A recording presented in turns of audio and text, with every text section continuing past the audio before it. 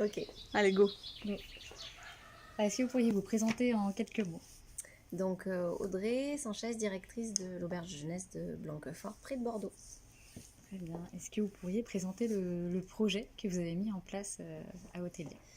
Donc je me suis rapprochée de l'UNAT, dont je suis adhérente, pour m'accompagner en fait sur l'alimentation, spécifiquement au niveau des petits déjeuners.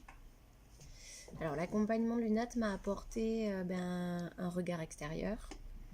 Ça m'a permis un petit peu de démystifier aussi un petit peu le côté de la mise en place qu'elle allait être compliquée. Je pensais que ça allait être beaucoup plus compliqué. On m'a un petit peu rassurée.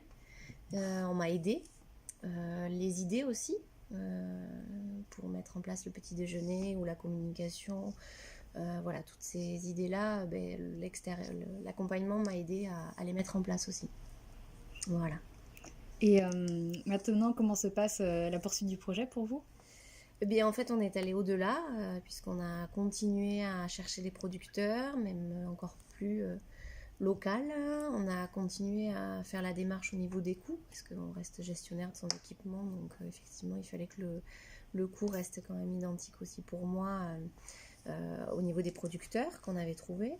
On va peut-être améliorer un petit peu la communication sur 2019 pour approfondir la mise en place de cette démarche-là auprès du client pour qu'il assimile tout ça. Mais c'est aujourd'hui le plus d'Hôtelia, c'est le petit déjeuner. Comment vous pourriez décrire la satisfaction des clients depuis cette nouvelle démarche? Très positive. Effectivement, on voit la différence entre un petit déjeuner, on va dire, bas de gamme, avec un petit déjeuner qualitatif. La notoriété s'en est ressentie dans les commentaires clients. Effectivement, c'est l'image qu'on a d'un établissement quand on s'en va de vacances ou quand on loge quelque part. Et bien, effectivement, aujourd'hui, il n'y a pas un commentaire où le petit déjeuner n'est pas mis en avant. Donc ça, c'est plutôt positif. Donc je ne reviendrai pas en arrière, en fait, si... Voilà, pour les années futures, je resterai sur cette même démarche. Puis de toute façon, je dirais que c'était un lien logique avec l'environnement, puisqu'on est dans la démarche de l'écolabel européen. Donc c'était une continuité aussi avec cet écolabel. Et qu'est-ce que ça a apporté en interne avec les équipes, en termes de satisfaction aussi? Alors la mise en place n'a pas été si difficile que ça au niveau de l'équipe. Après, il faut quand même un pilote qui gère les achats et qui va jusqu'au bout avec l'accompagnement de son équipe. S'il n'y avait pas un pilote, je pense que ce serait un peu plus compliqué. Mais il faut une équipe motivée aussi et dans la même démarche de l'environnement. Et comme on était dans l'écolabel, ils ont compris la démarche aussi, c'était entamé avant.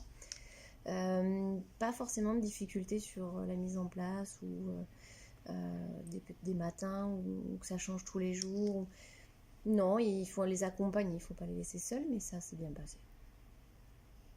Bien, on est parti de la base, c'est-à-dire de regarder un petit peu dans les réserves ce qu'on proposait aux clients.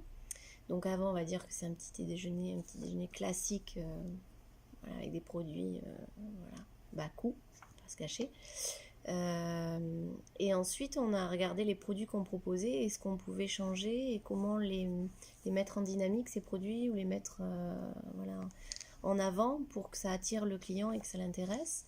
Et donc, j'ai été accompagnée sur le fait de regarder d'où venaient nos produits et si on devait changer notre petit-déj, où aller chercher ces produits.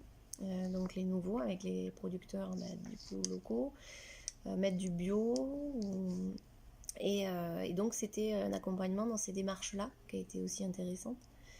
Et donc un avant-après, effectivement, un petit déjeuner, on va dire, le plus basique possible qu'on trouve partout. Un petit déjeuner un petit peu avec des thèmes qui permettent aux clients de découvrir 7 jours cette saveur. Voilà. Est-ce que vous pourriez nous donner quelques exemples concrets de nouveautés qui ont été mises en place sur ce petit déjeuner?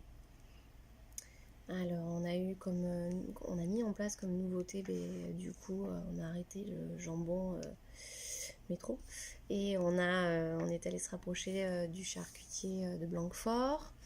On est allé chercher des confitures auprès d'un ESAT qui est spécialisé dans l'handicap, qui fait des confitures à Mérignac, donc là aussi c'est un petit peu plus local.